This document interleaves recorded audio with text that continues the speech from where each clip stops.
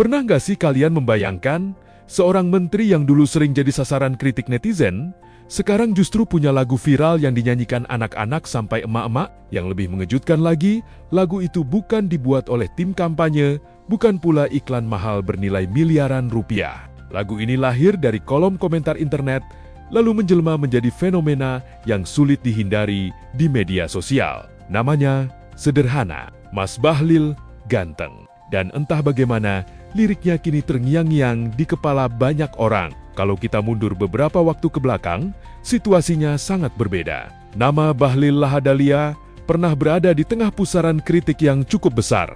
Berbagai kebijakan yang berkaitan dengan sektor energi, perizinan, hingga sejumlah pernyataannya sering menjadi bahan perdebatan publik. Di media sosial, komentar pedas bermunculan hampir setiap hari.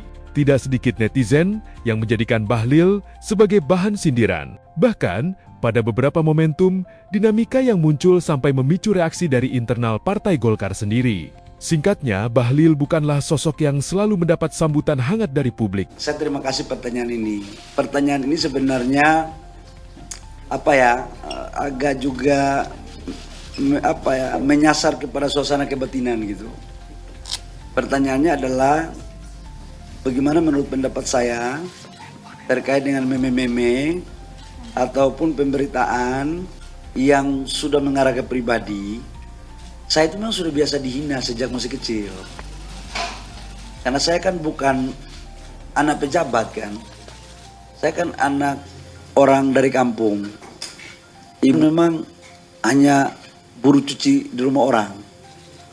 Ayah saya buruh bangunan. Jadi hinaan itu terjadi sejak saya SD, masih kecil. Jadi menurut saya itu nggak apa-apalah. Tetapi saya tidak mau ada pihak-pihak yang mencoba untuk mendorong keinginannya untuk mengintervensi kebijakan negara. Ini saya tidak mau. Apapun kita akan pertaruhkan tentang kedaulatan. Karena bagi saya, menteri itu adalah pejabat negara pembantu presiden. Kalau apa yang sudah diarahkan oleh presiden untuk menjaga maruah negara, untuk menjalankan KPI, menjalankan kedaulatan, saya sering mengatakan dengan segala hormat, jangankan sejengkal, jangankan selangkah, sejengkal pun saya nggak akan pernah mundur. Nah, menyangkut dengan apa yang kami kerjakan, pasti yang berhak menilai menteri itu adalah presiden. Namun media sosial memang sering menghadirkan cerita yang sulit ditebak. Ketika banyak orang mengira namanya akan terus identik dengan kontroversi dan perdebatan, tiba-tiba muncul fenomena yang benar-benar berbeda. Fenomena MBG. Bukan makan bergizi gratis, tapi Mas Bahlil Ganteng. Awalnya, tren ini muncul dari kreativitas sebuah akun TikTok yang dikenal sering mengubah komentar-komentar netizen menjadi lagu singkat yang lucu dan mudah diingat. Komentar yang berserakan di internet dikumpulkan, dirangkai menjadi lirik, lalu diberi nada sederhana yang langsung menempel di kepala. Hasilnya, lahir lagu yang berisi pujian jenaka kepada Bahlil. Ada lirik yang menyebut Mas Bahlil Ganteng. Ada juga kalimat unik yang menyamakan namanya dengan permainan kata buah lil, hingga muncul sebutan yang kemudian viral di mana-mana. My Little Bolu Ketan. Kalau dipikir-pikir, liriknya memang terdengar absurd, tapi justru disitulah letak kekuatannya. Semakin aneh, semakin mudah diingat. Semakin sederhana, semakin cepat menyebar. Dalam hitungan hari, lagu ini menjalar ke berbagai sudut media sosial, video demi video bermunculan. Netizen membuat versi mereka sendiri, konten parodi bertebaran. Bahkan banyak orang yang awalnya tidak tahu asal-usul lagunya, tetap ikut menyanyikannya karena terlalu sering lewat di lini masa. Fenomena yang lebih menarik terjadi setelahnya. Lagu ini ternyata tidak hanya populer di kalangan pengguna TikTok muda. Anak-anak sekolah dasar mulai ikut menyanyikannya saat bermain. Banyak orang tua mengaku mendengar anak mereka tiba-tiba menyebut Mas Bahlil Ganteng tanpa tahu konteks politik di baliknya. MBG, Mas Bahlil Ganteng. Buah apa yang paling manis? Bahlil. Tambah ganteng aja. My Little Bolu Ketan. Kamu tahu lagu itu dari mana? Dari YouTube. Dari YouTube. Kamu ngerti gak itu lagu apa? MBG. Ya, MBG ya. Di sisi lain, para emak-emak juga ikut terkena efek yang sama. Ada yang memutarnya di grup keluarga, ada yang menjadikannya bahan candaan saat berkumpul, ada pula yang mengaku lagu tersebut terus terngiang-ngiang meski hanya mendengarnya beberapa kali.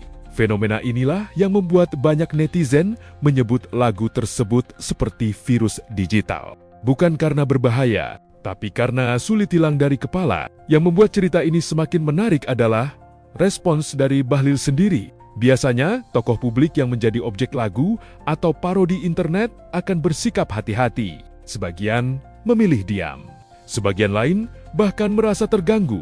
Namun Bahlil mengambil jalan berbeda. Alih-alih marah atau tersinggung, ia justru terlihat menikmati fenomena tersebut. Bahkan muncul kabar bahwa dirinya ingin bertemu dengan sosok kreatif di balik lagu viral itu. Jangan lupa ini Pak Bahlil lagi penasaran siapa yang bikin lagunya. Coba kalau itu asli penasaran. Dinda, saya akan minta tolong untuk saya mengundang. Kalau yang bersangkutan berkenan, saya akan mengundang untuk berbincang-bincang sekaligus makan. Karena penasaran juga saya. Saya lagi pada umur terus setiap pagi bangun, anak saya aja ketawain saya, Bapak NPG. Wah, sampai anak saya. Sikap santai inilah yang kemudian mendapat perhatian publik. Karena untuk pertama kalinya, banyak orang melihat sisi Bahlil yang lebih ringan dan lebih dekat dengan budaya internet. Fenomena ini juga membuat citranya berubah di mata sebagian masyarakat. Dulu namanya sering muncul dalam konteks perdebatan. Sekarang namanya muncul dalam bentuk lagu, meme, dan candaan. Dulu menjadi sasaran kritik.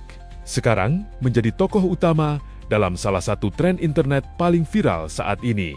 Tentu saja, perubahan persepsi ini tidak berarti semua kritik langsung hilang. Di kolom komentar, masih banyak netizen yang mengingatkan bahwa di balik semua candaan dan hiburan, tetap ada berbagai isu penting yang perlu mendapat perhatian publik. Sebagian menilai fenomena viral tidak boleh membuat masyarakat melupakan substansi, karena pada akhirnya seorang pejabat publik tetap akan dinilai dari kebijakan dan kinerjanya. Namun terlepas dari semua itu, fenomena Mas Bahlil ganteng memberikan satu pelajaran menarik tentang era digital saat ini. Dunia politik tidak lagi hanya hidup di ruang konferensi pers atau panggung pidato. Hari ini, politik juga hidup di TikTok, di kolom komentar, di meme, bahkan di lagu-lagu absurd yang dibuat netizen. Dan dalam dunia yang digerakkan oleh algoritma seperti sekarang, perhatian publik adalah aset yang sangat berharga. Bahlil mungkin masih akan menghadapi berbagai kritik dan perdebatan di masa depan. Namun, satu hal yang sulit dibantah. Saat ini, ia berhasil melakukan sesuatu yang jarang terjadi dalam politik modern. Mengubah sosok yang dulu sering dihujat menjadi fenomena viral yang membuat banyak orang tersenyum, tertawa, bahkan tanpa sadar ikut bernyanyi. Dari sasaran bully menjadi My Little Bolu Ketan. Perjalanan citra yang mungkin bahkan tidak pernah diprediksi oleh Bahlil sendiri. Menurut kalian, fenomena Mas Bahlil ganteng ini murni hiburan internet semata? Atau justru menunjukkan bagaimana media sosial bisa mengubah cara masyarakat memandang seorang tokoh publik? Tulis pendapat kalian di kolom komentar.